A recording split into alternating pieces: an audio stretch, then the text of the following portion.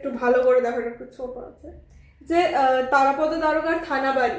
আমার আসলে অনেক দিনের ইচ্ছে ছিল যে একটা দীপানিতা রায় ছাড়া একজন এখনকার দিনের রাইটার কারোর একটা বই পড়বো। তো সেই জন্যেই আমি কলেজ স্ট্রিট একদিন গেছিলাম, তাছাড়া মায়েরও ল্যাবের কিছু জিনিস কেনার ছিল, সেই জন্য আমি কলেজ স্ট্রিট গিয়েছিলাম। আর সেখানে আমি আর আমার দিদা একটা দোকানে, বেশ ভালো বসার জায়গা ছিল ওখানে, এবং ওখানে অনেকক্ষণ বসেই এইটা আর একটা বই, এটার দুটো পাতা আমি পড়ে নিয়েছি।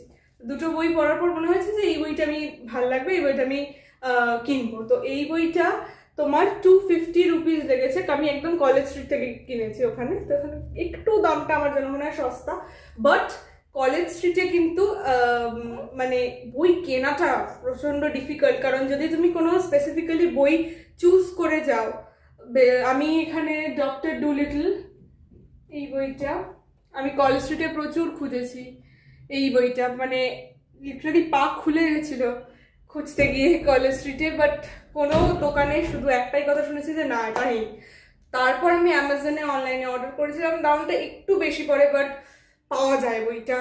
রাদার আমি কলকি, হ্যারি পটারের কিছু এই যেরকম ফেমাস বই, হ্যারি পটার যেগুলো ক্লাসিকের মধ্যে পড়ে, সেগুলো কিন্তু তুমি কলেজ স্ট্রিটে ইজিলি পেয়ে যাবে। আর আমার বাড়ি থেকে কলেজ স্ট্রিটের ডিস্টেন্সটা এতটাই যে মানে যে অর্ডার দিয়ে আসবো, গিয়ে নিয়ে চলে আসতে পারবো, সেটা সম্ভব নয় খুব একটা। তো আজকে দুটো দুটো সারপ্রাইজ বুক তোমাদের দেখালাম। আর কেউ যদি এর মধ্যে একটাও পড়ে থাকো, তাহলে অবশ্যই you can use the comment box, আমাকে জানাতে পারো এটা কেমন লাগবে আমার।